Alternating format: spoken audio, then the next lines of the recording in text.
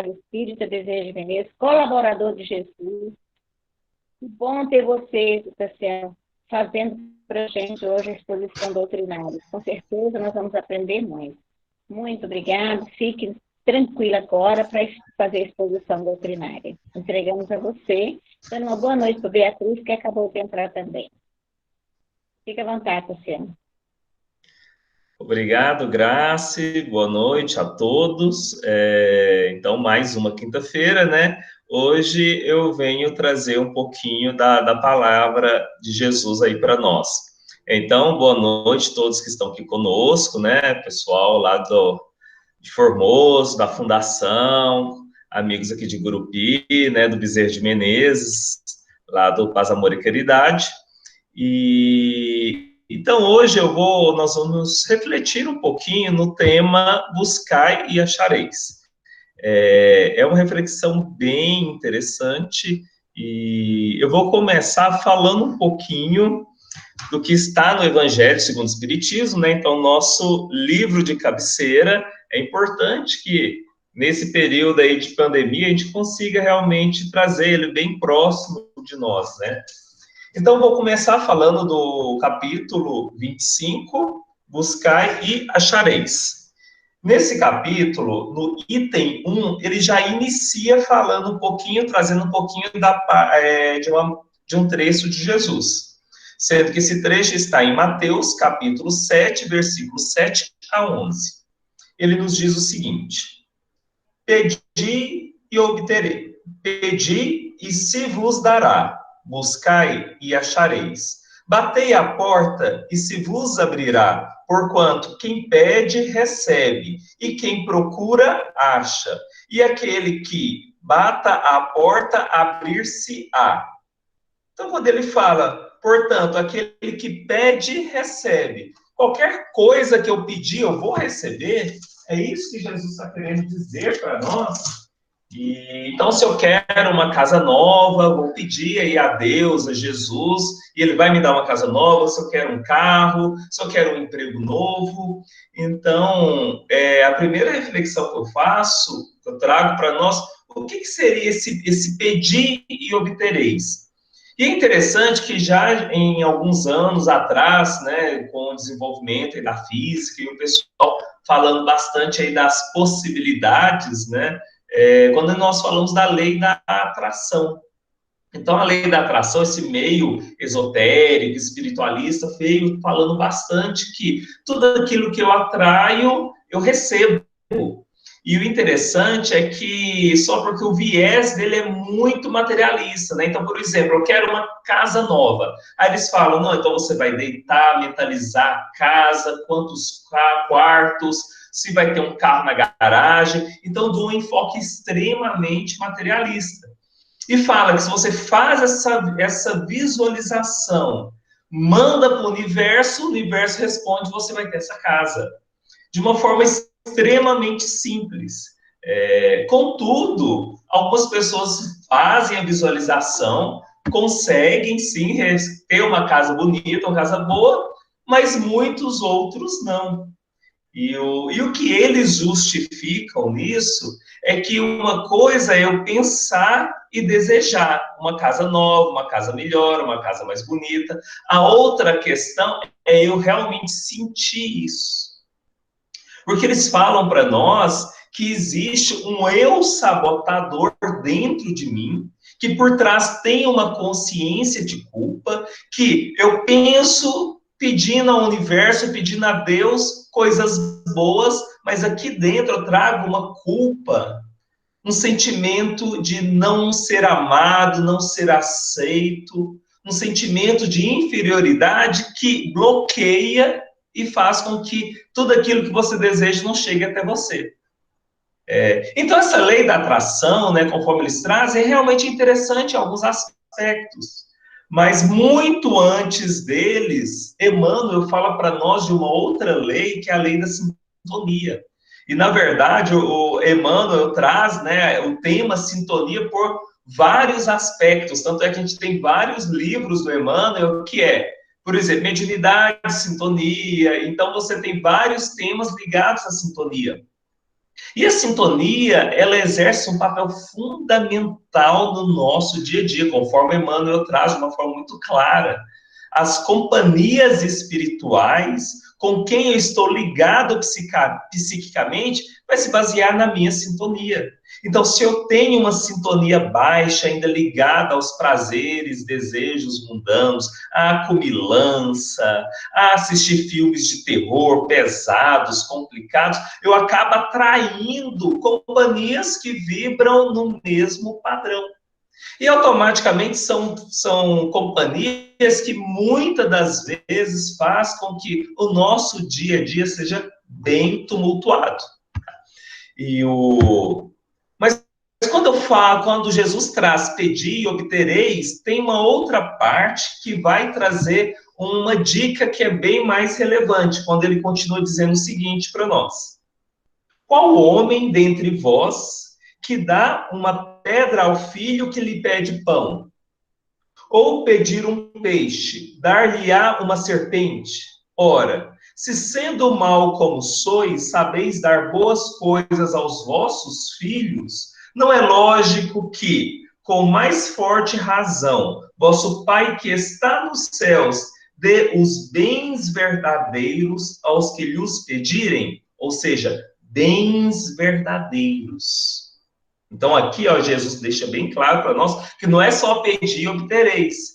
Mas se você pede, Deus vai dar para nós, né, os céus vai conceder para nós os bens verdadeiros. Então, aqui a gente começa a refletir a respeito do que é importante na encarnação. O que são esses bens verdadeiros? E que em outros momentos, Jesus fala para nós sobre o verdadeiro tesouro, né? E onde ele traz que os verdadeiros tesouros são tudo aquilo que as traças não podem corroer, os ladrões não podem roubar, ou seja, aquilo que nós adquirimos, desenvolvemos, que nós trabalhamos em nós, e principalmente aquilo que proporcionamos, doamos, amparamos o outro.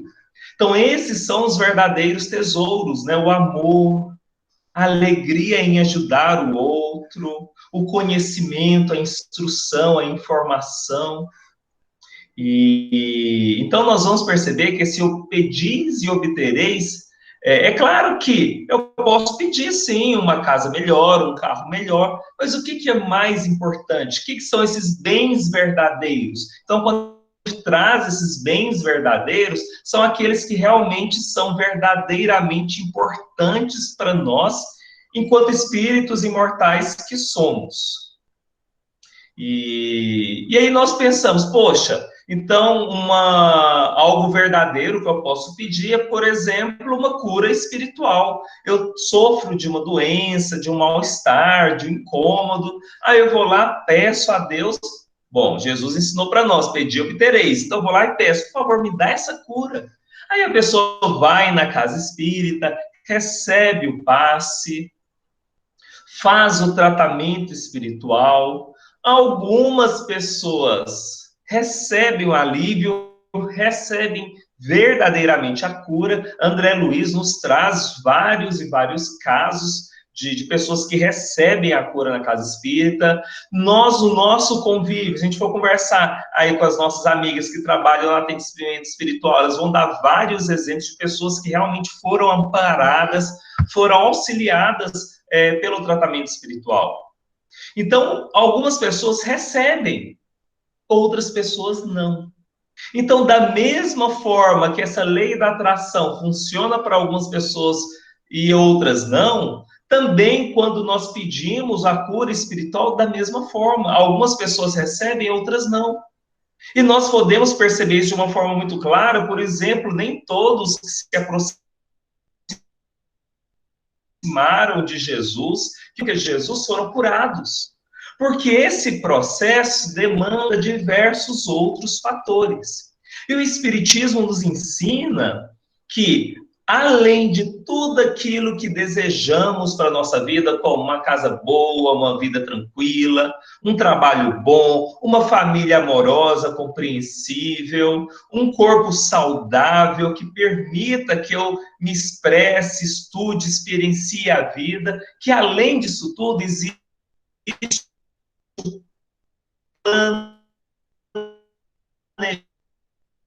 planejamento espiritual.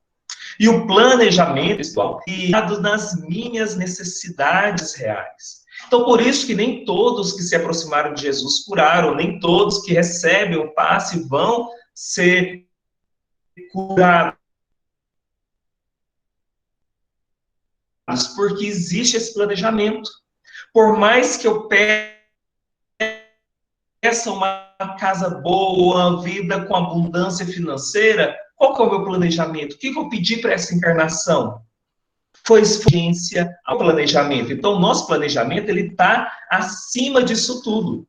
E esse planejamento espiritual ele é feito com o objetivo de fazer com que nós cresçamos, mas também baseado na lei de ação e reação. Então, tudo que nós plantamos em uma vida, vamos colher em alguma outra à frente. Então, quando eu penso, poxa, se as dificuldades, os problemas que eu estou vivenciando hoje, então é fruto do que eu fiz na minha encarnação passada, então eu estou fadado a colher todos os erros e más ações de outras vidas, e eu não posso fazer nada com relação a isso. Aí o Espiritismo vem trazer algo que é fantástico, que faz com que nós estejamos além da lei de Talião, olho por olho, dente por dente. E eu trago para nós agora, para a gente refletir um pouquinho, uma história que está no livro A Vida Escreve, Chico Xavier e Valdo Vieira, pelo espírito Hilário Silva. E nessa história, ela é muito interessante. É uma história, um conto, né, intitulado O Merecimento. Vou ler alguns trechos dessa história, que ela é muito interessante e ilustra muito isso. Saturnino Pereira era francamente dos melhores homens, amoroso mordomo familiar, companheiro humilde, a caridade em pessoa. Onde houvesse a dor, ele chegava com a consolação. Ele estava de plantão para ajudar tantos quantos precisassem. No trabalho, era o amigo fiel, chegava pontual, era otimista, e nas maiores dificuldades que as pessoas passavam, ou que ele mesmo passava, ele era sorridente e generoso. Onde ele chegava, parecia que um raio de sol penetrava e dissipava as sombras. Por isso mesmo, quando foi visto de mão a sangrar junto à máquina do que era condutor, todas as atenções voltaram para ele, entre pasmo e amargura. Logo, Saturnino, uma pessoa tão boa, ferido no dedo nessa máquina, como pôde? E seus colegas de fábrica começaram a retirar a roupa, a amarrar no dedo de Saturnino, cuidando dele, que logo aquele companheiro fiel, generoso, amoroso, logo a ele cortou o dedo em serviço. E logo ele foi direcionado ao médico, o médico fez todo o procedimento, e o médico, o cirurgião, chegou nele e disse: olha, Saturnino, felizmente o nosso amigo perderá apenas o polegar. Todo o braço direito dele está todo ferido, mas ele não vai ter problemas, logo vai cerar e ele vai perder só o dedo. E seus colegas de trabalho começaram a pensar: poxa, mas logo Saturnino, uma pessoa tão boa, tão compreensiva, tão generosa, por que Deus permitiu que ele perdesse o dedo? Outros começaram a dizer: nossa, mas o que adianta ele seguir a religião? Ele que é espírita convicto, faz caridade, é um herói anônimo, e mesmo assim os espíritos não pouparam ele, ele perdeu o dedo, por que não avisou ele? E assim um colega ou outro começou a conversar lá nos corredores. E Saturnino, conforme essa conversa foi acontecendo, ele foi avaliando, poxa, você sabe que é mesmo? E começou a entristecer, ficando mais triste, mais triste. E à noite, Saturnino foi para uma reunião mediúnica, uma reunião com apenas 10 pessoas. E era uma reunião consagrada ao diálogo com os irmãos em sofrimento, ao trabalho da desobsessão. E nisso, o diretor da reunião, através de um médium, disse: Saturnino, meu filho, não se creia desamparado, nem se entregue à tristeza inútil. O pai não deseja o sofrimento de seus filhos. Todas as dores decretadas pela justiça divina são avaliadas pela misericórdia divina. Toda vez que nos apresentamos em condições para o desagravo, você hoje demonstra indiscutível abatimento. Entretanto, não tem motivo. Quando você se preparava para o mergulho no berço terrestre, ou seja, para a reencarnação, programou a excursão presente, a excursão de trabalho de reajuste. Acontece, porém, que formulou uma sentença contra você mesmo, ou seja, nós planejamos a nossa encarnação e pedimos as provas que vamos passar. Então, não é impositivo de Deus, dos espíritos superiores. Nós, é claro, existem casos de impulsória,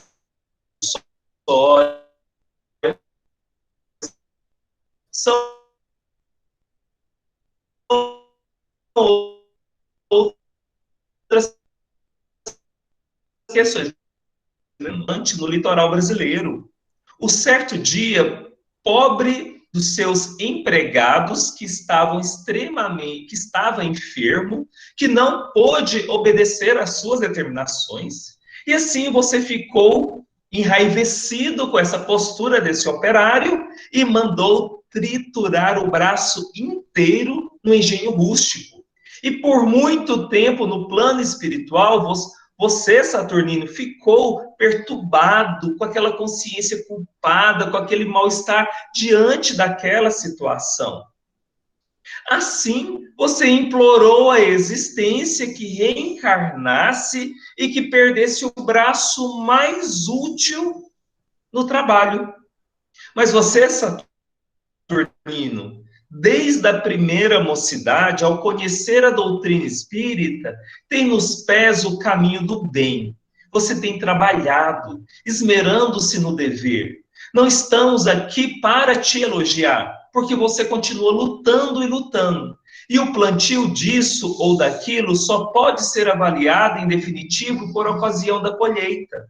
Sei, porém, que hoje, por débito legítimo, você deveria perder todo o braço, mas pelo bem e pelo trabalho que você se dedica, você perdeu apenas um dedo. Regozije-se, meu amigo, você está pagando em amor seu empenho à justiça. E de cabeça baixa, Saturnino entregou as lágrimas profundas. E assim nós podemos refletir que, além da lei de ação e reação, que nós planejamos pagar os nossos débitos de outras vidas, existe a lei da misericórdia divina, que nos ama, porque além do castigo existe o amor.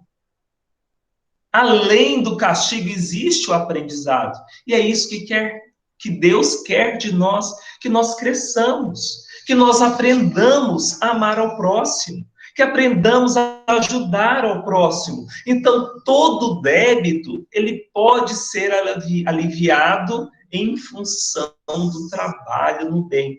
Então, nem todos estamos fadados a sofrer os males que cometemos em outras vidas. O mal que nós cometemos, nós podemos reverter em trabalho, auxílio, em caridade, conforme o Espiritismo ensina para nós. E é por isso, meus irmãos, que nós podemos converter esses momentos difíceis, essa consciência de culpa pelos atos cometidos de forma inadequada, em trabalho e sintonia. E às vezes, quando a gente pensa nessas duas palavras, trabalho e sintonia, eu posso usar do trabalho para aprender a sintonizar com o alto, ou eu posso aprender a sintonizar com o alto para, aos poucos, ir trabalhando. Então, elas caminham juntas. O trabalho dedicado ao próximo e a elevação do nosso padrão vibratório. É importante que as duas caminhem juntas. Se eu apenas trabalho para o próximo, fazendo caridade, mas a sintonia minha está muito abaixo, eu não aproveito os benefícios da oportunidade. Mas se eu elevo a minha sintonia ao alto, mas permaneço de braços cruzados diante das dificuldades do próximo, ainda estou aproveitando pouco da oportunidade que é a reencarnação. Então, usar esse elevar a sintonia e trabalhar, ora um e ora outro, e assim nós podemos converter a nossa vida numa oportunidade de crescimento, de renovação. E para ilustrar essa questão, que é muito importante quando a gente fala de doutrina espírita, quando a gente fala de reencarnação, eu trouxe aqui duas perguntinhas do Livro dos Espíritos, que é esse outro livro aqui, ó, que é importante a gente trazer ele sempre perto de nós. Principalmente se estamos aí de isolamento domiciliar e temos um pouquinho de mais de tempo disponível, então vamos dedicar esse tempo a estudar. Então, eu vou ler agora a pergunta 258, sobre o tema escolha das provas. Quando na erraticidade, antes de começar nova existência corporal, tem o espírito consciência e previsão do que lhe sucederá no curso da vida terrena? Ou seja, na erraticidade, antes de reencarnar, o espírito ele sabe o que ele vai passar quando ele vier aqui para esse corpo material, para essa experiência material? Veja a resposta. Ele próprio escolhe o gênero das provas, porque há de passar. E nisso consiste o seu livre-arbítrio. Então, o nosso livre-arbítrio é muito maior que nós imaginamos. O nosso livre-arbítrio não está apenas nas escolhas que eu faço agora, mas nas escolhas baseadas no que eu fiz ontem. E nessa parte do Livro dos Espíritos, que não vai dar para a gente aprofundar, né, pelo nosso tempo, mas se vocês lerem, Allan Kardec faz várias perguntas. Por exemplo, mas se eu escolho as minhas provas, então eu vou escolher uma encarnação fácil, com muita abundância, muita facilidade. Ele diz, opa, você encarnado quer uma vida fácil. Mas você, espírito imortal, enquanto na erraticidade, você não quer uma vida fácil, porque uma vida fácil significa uma encarnação com pouco aproveitamento. Você vai querer as dificuldades que vai te ajudar a desenvolver suas habilidades, vai te ajudar a dissolver esse orgulho, essa vaidade, ou seja, que vai me fazer uma pessoa melhor. E assim ele faz tantas perguntas bem interessantes, mas eu gostaria de chamar a atenção para outra. Então, quem tiver curiosidade, pega o Livro dos Espíritos e vai ler um pouquinho sobre escolha das provas, tá? É bem interessante. Então, nessa outra pergunta, que é a pergunta 267. Então, veja como que é interessante. Aí eu pergunto para vocês, tá, tudo bem, então antes de eu reencarnar, eu escolhi quais eram as categorias dos meus desafios, ou seja, vou passar por grandes problemas financeiros, ou vou ter problemas com relação à saúde, ou vou ter problemas com relação à família, a filhos. Então, eu vou escolher o tipo de provas. Escolhi. Mas, enquanto encarnado, enquanto eu estou cursando a minha experiência física, eu posso mudar essas provas? Ou elas são rígidas? Aí veja que nos diz essa pergunta. Pode o espírito proceder à escolha de suas provas enquanto encarnado? Olha, porque a gente escolher as nossas provas enquanto desencarnado, fazendo o nosso planejamento, todos nós sabemos. Mas durante a encarnação, eu posso mudar? Eu posso pedir outras provas? Aí ele responde o seguinte, é uma resposta bem complexa, então eu peço bastante atenção de todo mundo para a gente poder entender isso, que é bem interessante. Ele responde o seguinte, o desejo que então alimenta pode influir na escolha que venha fazer, ou seja, na mudança ou na prova que você vai pedir agora no meio da sua encarnação. Dependendo isso da sua interação que o anime. Mas, porém, que o espírito quase sempre de modo diferente. Eu falei, enquanto espírito livre da erraticidade, eu vejo crescimento. E eu quero uma encarnação que realmente faça eu crescer, que eu absolva isso, que eu aprenda a me perdoar e perdoar o próximo, que eu consiga desenvolver as minhas habilidades. Eu não vou pedir uma encarnação fácil. Aí ele diz, olha, então é de forma diferente. O espírito livre, ele entende que precisa de desafios para que a encarnação seja bem aproveitada. Agora, você, enquanto encarnado, não. O corpo físico, né, isso é até uma lei da física, tudo tende ao estado de menor energia. Então, nós, enquanto estamos encarnados, o que os orientais chamam de véu de Maia, eu quero o quê? Uma casa boa, um carro bom, uma vida tranquila, um corpo físico saudável. Eu quero uma vida que não tenha atribulações.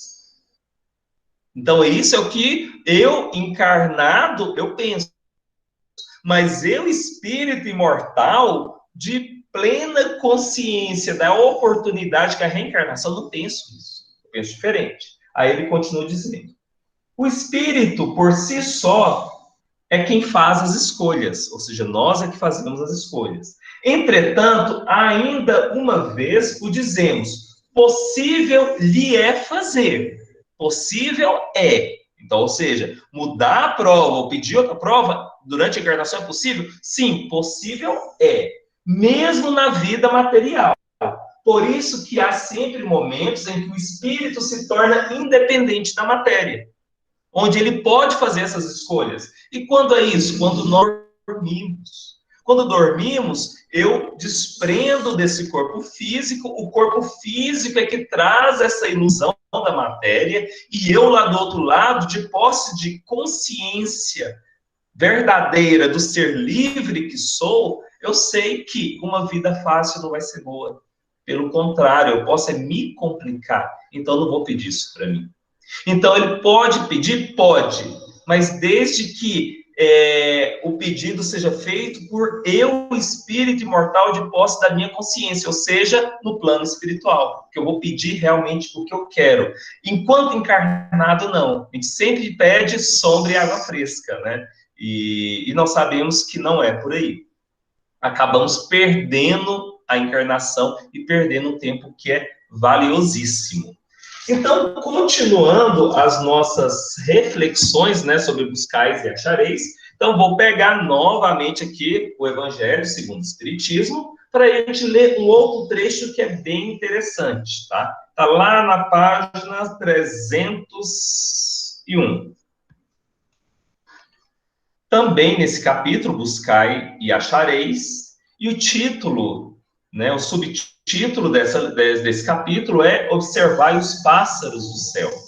Então, esses trechos que eu vou ler para vocês agora, está em Mateus, capítulo 6, versículo 19 a 21, e depois 25 a 34. Eis porque vos digo, não vos inquieteis, por saber onde achareis o que comer para o sustento da vossa vida, nem de onde tirareis vestes para cobrir o vosso corpo. Não é a vida mais do que o alimento, e o corpo mais do que as vestes? ou seja, a vida imortal não é muito mais do que isso tudo? Observai os pássaros do céu, não semeiam, não ceifam, nada guardam em celeiros, mas vosso Pai Celestial os alimenta. E ele continua, finalizando esse trecho. Buscai primeiro o reino de Deus e a sua justiça, que todas essas coisas vos serão dadas de acréscimo. Assim, pois, não vos ponhais inquietos pelo dia de amanhã, porquanto o amanhã cuidará de si. A cada dia basta o seu mal.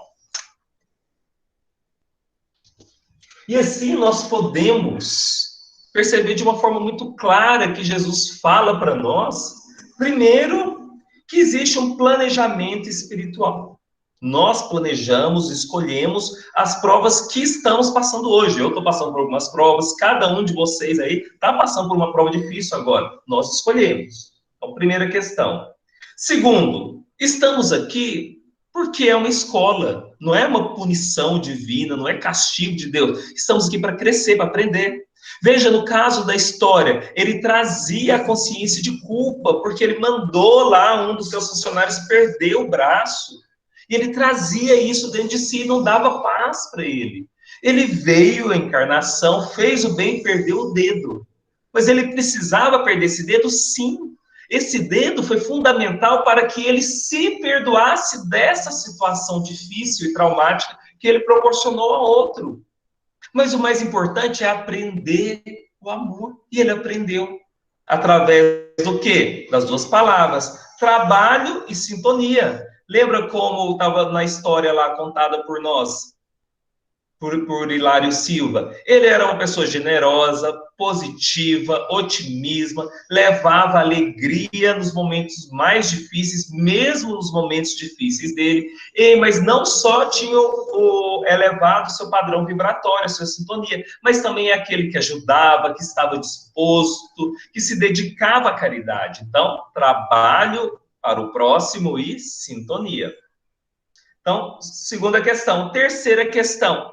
Além de todo esse passado complicado que talvez todos nós tenhamos, que não lembramos, existe a lei da misericórdia divina. E pelo trabalho e sintonia, nós podemos ir além desses desafios que chegam até nós. Porque o mais importante na vida é crescer. Se eu cresço, se eu aprendo, a experiência já foi, então vamos para o próximo. E as marcas difíceis, cedo ou tarde, todos nós vamos ter que passar, porque estamos nesse plano que é um plano material, que é impermanente, que é mutável, ora estamos nas alturas, depois chegam os problemas, vamos para a profundidade, e assim a vida continua, ela vai se processando, né? Para todos nós, toda a humanidade. Não tem essa de que a grama do vizinho é mais verde. Não, a vida do vizinho não é melhor. Ela é melhor para ele. E a minha vida é melhor para mim. Então, isso é muito claro. Então, nós precisamos de despertar para, além dessas duas palavras, né, que eu deixei, que é trabalho ao próximo, trabalho e sintonia, é duas outras palavras que são fundamentais na nossa vida, que é aceitação e confiança. Se eu planejei a minha encarnação, se eu considero que existe a lei da misericórdia divina, e a lei da misericórdia divina está lá em um dos atributos de Deus. Se eu pego o livro dos Espíritos, na questão 13, fala dos atributos da divindade. Qual que é o atributo de Deus? Aí ele vai falar imutável, imaterial, onipotente, onipresente, tal, tal, tal. E no final, soberanamente justo e bom. Então, justiça do lado da bondade. Então, a lei da misericórdia divina vem daí, ó. Justiça e bondade.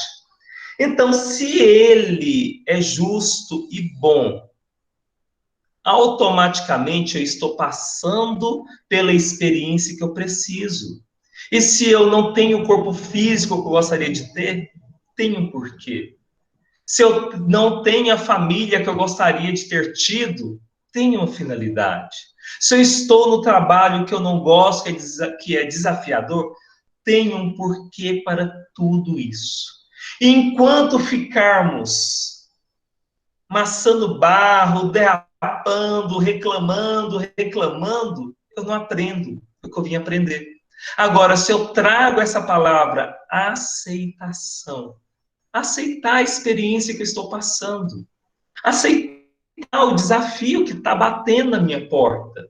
Se eu aceito esses desafios, se eu aceito essas condições, esse é o primeiro passo do aprendizado. Significa que você já está começando a aprender.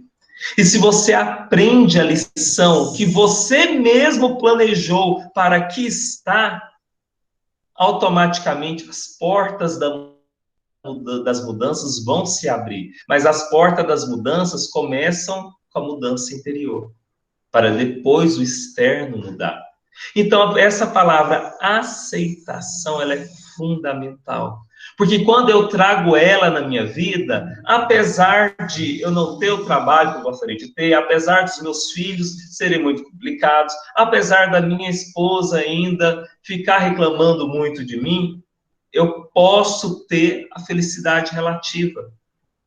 A felicidade relativa que vem da consciência tranquila, do dever cumprido, do melhor que eu estou podendo e que eu consigo fazer, respeitando os meus limites. Isso é extremamente importante. E essa aceitação, ela só surge quando eu confio em Deus. E aqui é uma questão que pega para todos nós, inclusive para mim. Esse confiar em Deus. Confiar nesse Deus que cuida de nós. Confiar nesse Deus que não desampara ninguém. Confiar nesse Deus que está me observando na situação difícil, mas que não me desampara. E não desampara ninguém. Nesse Deus que me ama, apesar da minha vaidade, do meu orgulho, da minha pequenez, que Ele me ama independente de qualquer coisa. Independente de tudo. Então, confiar nesse Deus, confiar na vida, na espiritualidade, é um grande desafio. Mas se eu consigo, através da meditação, da reflexão, trazer essa confiança e essa aceitação da cabeça para o meu coração e realmente sentir essa confiança, esse é um dos maiores antídotos para tantas mazelas que muitos de nós estamos passando, como a revolta, ansiedade, frustração, mágoa, dor, ressentimento, pensamentos suicidas. Quando eu trago essas duas palavras, a minha vida começa a caminhar de uma forma diferente. E o mais interessante disso tudo é que quando eu aceito a experiência que eu estou passando, a própria vida vai começando a mudar. E às vezes aquela mudança que eu ficava lá na minha esposa, reclamando, cobrando, meu filho cobrando, reclamando, quando eu aceito a experiência e faço a minha parte, e como diz o velho ditado, né? O conselho ajuda, mas o exemplo arrasta. Quando eu dou o meu exemplo de mudança, as pessoas à minha volta mudam também. Quando eu mudo o meu padrão, utilizando agora essas 4 palavras que eu trouxe aqui, que é um desafio para mim também, viu? Eu não estou falando com o conhecimento de causa e prática. Eu estou falando um conhecimento muito mais teórico, mas também na busca de trazê-las para nós. Se eu consigo usar o trabalho para o bem e a sintonia para me ajudar a crescer, e junto com essas duas práticas, eu tenho os 2 pilares da aceitação da minha condição, com a confiança em Deus. E a base desses dois alicerces é a fé raciocinada, lógica e da nós sobre com certeza eu vou fazer da minha encarnação uma encarnação que realmente valeu a pena. Uma encarnação que eu consegui mudar. Não é mudar o outro, mas mudar aqui, crescer. E é essa mensagem que eu trouxe para nós, tá? Com muita alegria. E possamos refletir um pouquinho na noite de hoje e pensar sobre essas quatro palavras, como que eu estou perante elas, a sintonia no bem, essa sintonia, se o Senhor dar esse auxílio ao próximo, está o meu sentimento de aceitação e de confiança no alto. E que Jesus nos ampare, nos auxilie, hoje e sempre.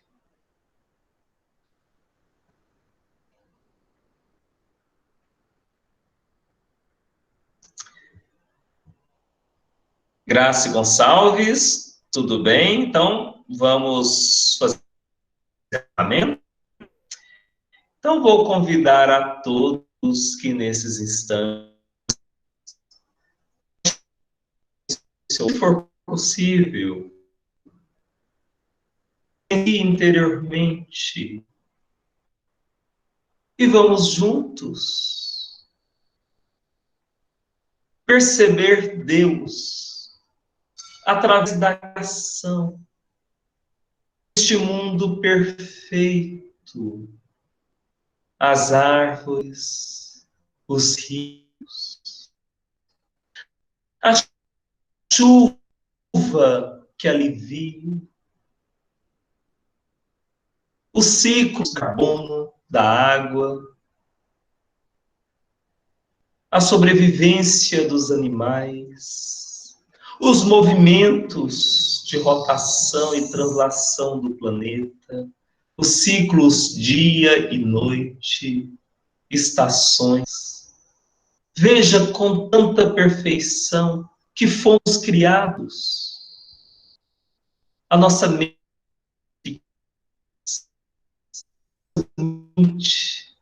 que produz, que raciocina. O nosso corpo físico, essa grande máquina tão perfeita, que funciona por tantos anos, apesar de tantos abusos. Todas essas da existência. E assim, nosso Pai, agradecemos tantas bênçãos, agradecemos o dia de hoje, a oportunidade que é a reencarnação. E esta grande bênção, que é a terceira revelação, que é o Espiritismo, que aquece nosso coração, clareia nossa mente e nos ajuda a caminhar com passos firmes e com olhar claro diante dos desafios que chegam a cada um de nós. Rogamos especialmente pelo mundo, nesse período de pandemia, tantos partindo para a pátria espiritual, tantos perdendo entes queridos, e assim rogamos por todos nós, para que possamos encontrar o apoio e passar por esses momentos difíceis, mas jamais perdendo a fé. Ajude especialmente a tantos que se encontram com pensamentos suicidas. Envolva-os em teu amor, em tua luz. E que assim seja.